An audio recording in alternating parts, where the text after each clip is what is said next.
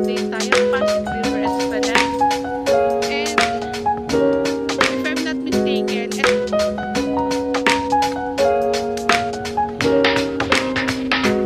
walang dalawang bata. Kaya naman, kaya ingatan niyo po yung mga anak niyo. Lagi na titignan.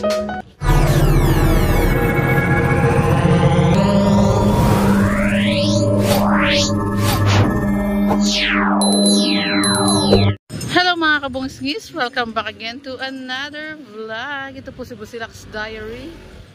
Hatid ang mukha ng balita. Manila update tayo, Pasig River Esplanade. And if I'm not mistaken, ito po pag sumakay ka, 150 pesos kung hindi ako nagkakamali. Tama ba sir? 150 po. Salamat po. Balikan po ba yan sir? Pag 150. Salamat sir, balikan na pala yan.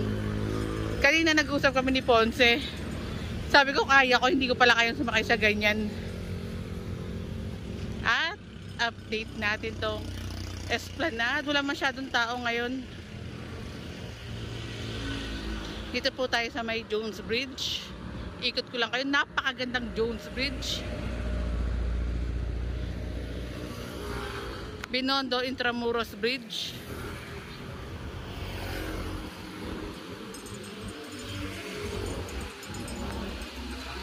At punta na tayo sa Esplanade. Dito naman po may ginagawang public restroom.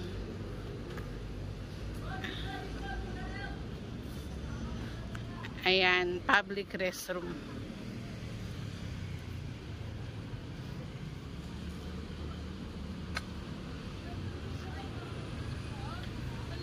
Buti naisip din na lagyan ng restroom po ito. At sana mabantayan nga rin po.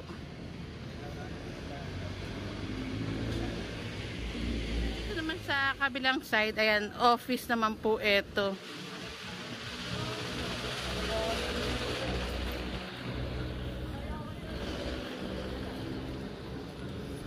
Grabe, ang sarap talaga dito sa Esplanade, lalo na pag ganitong oras. Pag Monday po pala, sarado itong Esplanade para linisin, ayusin.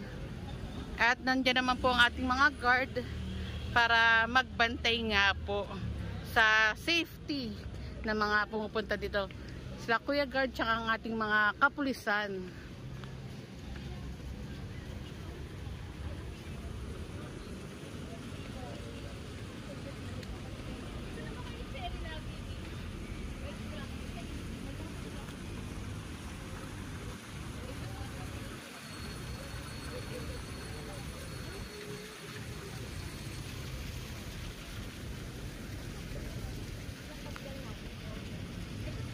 Then ito merong payong dito sa side na to. Sana dagdagan kasi kapag tanghali o kaya hapon, super init nga po, tirik na tirik yung araw. Pag pumunta ka dito ng mga alas 4, alas 3, naku po, wala kang masisilungan. Pero dito sa side na yun, pagbaba mo, may silungan naman, doon kami tumatambay.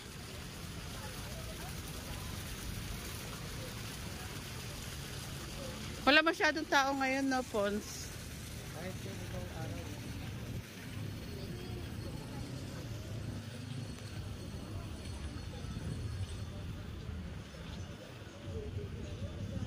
Oops. Wow, cute yung bata, oh.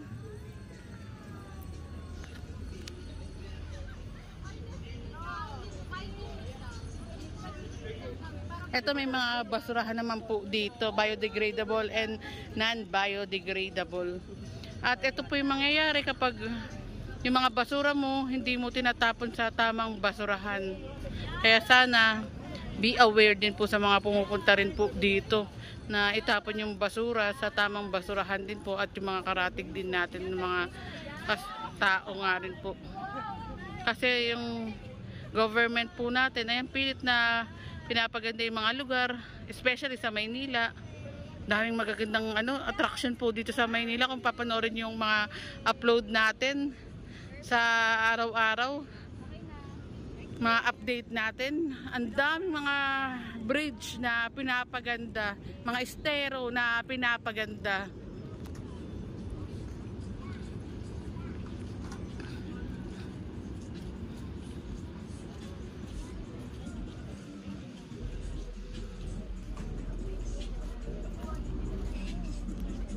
Wow, ang ganda naman nito. Ang sarap naman dito. Siguro kaya ko na to. Pero eto hindi yata. Talagang ano, inaano yung sarili na kaya eh.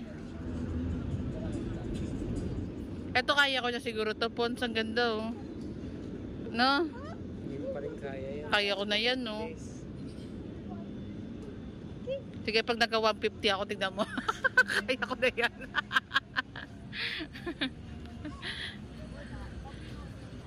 Ay, wala naman pong mga vendor na rin. Ayan si engineer.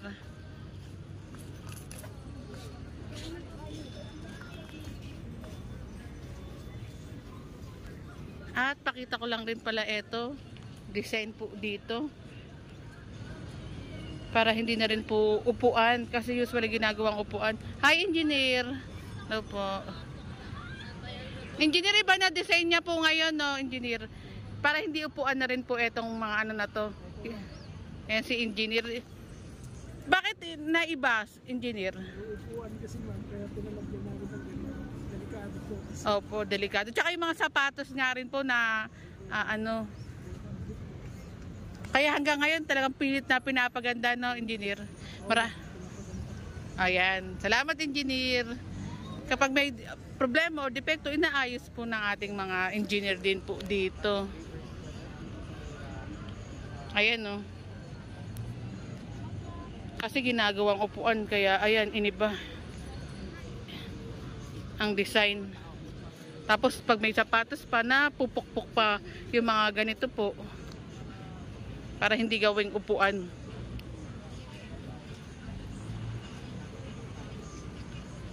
Napakabait niya ni engineer. Grabe, ang ganda.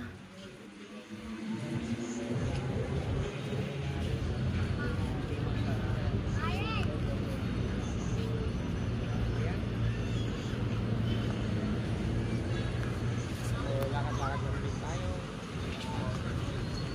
Yung mga tao, people, Yes, hindi na ganun karami ngayon. O siguro dahil nagbabakasyon na rin yung iba. weekdays. Hindi, pero may pasok pa rin. Last day na ng pasok eh. O yung iba bukas pa yung last day nila. Dahil malapit na din magmahal na araw. Kaya hindi na rin ganun karami yung tao. Nasa bakasyon na yung iba. Sana all nasa bakasyon. At ikaw? Hindi ko kaya magbakasyon pag ganitong kainit. Mas gusto ko pang nasa bahay lang. Boring kasi po akong tao eh. Hindi ko type yung nasa arawan po. Buong trabaho ko nasa arawan na ako. Pagpahinga naman, kailangan dapat nasa bahay naman ako. Ano kung Japan? Malamig, go! Ay ma'am, nabasa mo na ba yung PM namin? Wow! Bakit ganun, no? Automatic talaga pag bulok sa ilaw. Wow! Talagang laging may reaction na, wow! Ako pinatay. Ay! Grabe, napakaganda.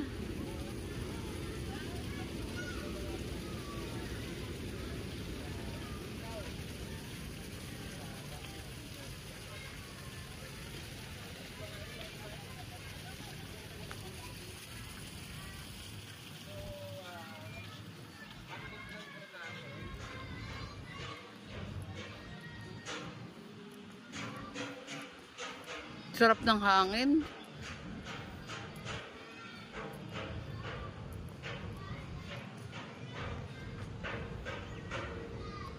Ito, ginagawa pa rin po. Kaya may harang.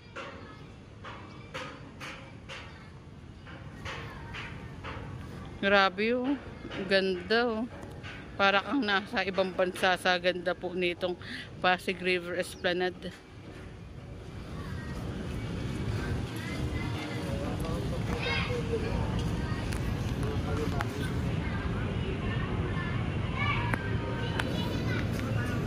At tignan pa natin sa mga susunod na araw kung ano pa po yung mga plano pa dito sa Pasig River Esplanade. I-update ko po kayo. Kaya lagi po kayong manood ng Busilak's Diary. Meron tayong clearing operation, Manila update. At kung ano-ano pa po mga tinatakil natin sa YouTube channel natin. And meron din po pala tayong Facebook page na Busilaks Diary. Kaya kung gusto nyo mag-message, Facebook ng Busilaks Diary.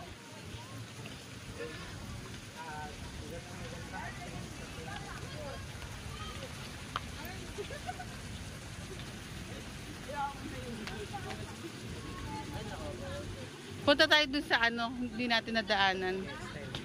Yung extension para meron po kayong idea.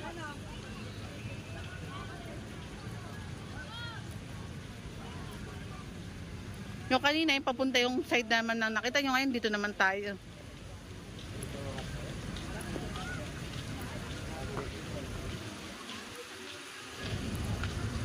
At kung meron din po kayong mga dalang bata, ingatan nyo nga rin po yung mga dala nyong bata. Hindi rin naman natin alam kung ano po yung mga nasa isip din nila. Baka anong gawin, kaya hawakan nyo po ang inyong mga anak. Tsaka sa mga magulang, gusto ko na rin palang idagdag, ingatan nyo po yung mga anak nyo. Dahil sa balita, napanood ko pala sa TikTok, mayroon 2 batang namatay, pumasok sa hindi na ilak na kotse. Tapos sinisisi nila yung may-ari ng kotse, kaya namatay daw yung bata. Kasi hindi daw nilak yung kotse, pero hindi naman aware yung may-ari ng kotse na hindi niya pala nalak yung kotse niya. Pumasok na lang yung 2 bata, kaya namatay. Kaya ingatan nyo po yung mga anak nyo. Lagi yung titignan. Dahil ayan po ang inyong mga kayamanan.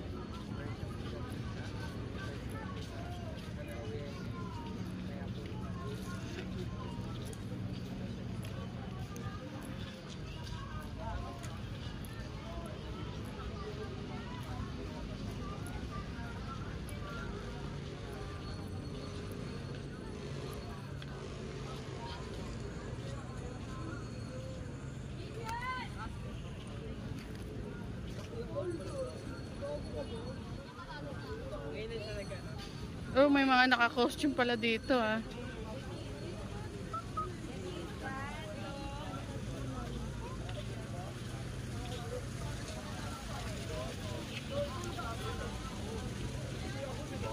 And punta tayo sa ginagawang extension netong Pasig River Esplanade. Kaya tuloy-tuloy tayong maglalakad mga kabungisnis.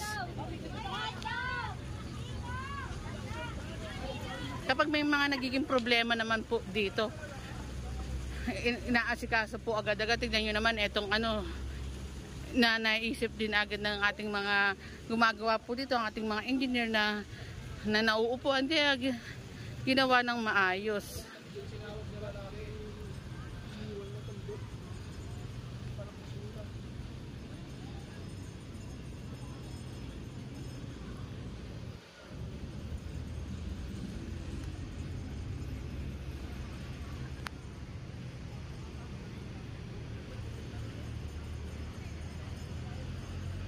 Dati ito, tirahan ng mga dwellers, etong side na dadaanan natin. Ngayon po, isa ng magandang attraction dito po sa Maynila. At sana tuloy-tuloy yung pagpapaganda nga rin po, kasi yung turismo ng ating bansa lumalakas nga rin po. Kapag pumunta yung mga taga-ibang bansa dito sa bansa natin, sa Pilipinas or sa Maynila, pwede tayo po yung ipagmalaki ng mga taga-ibang bansa. Ay, sarado pala. Pwede nilang ipamalita. Kaya sa ating government, sana tuloy-tuloy po yung pag-aayos nyo ng ating lugar, especially sa Maynila. Kaya makakaasa po kayong welcome po kayo sa Maynila. At dito ako na tinatapos ang aking vlog for today. Maraming salamat sa panonood. Ingat po kayo palagi mga kabungis-ngis. Grabe, ang ganda. And God bless all.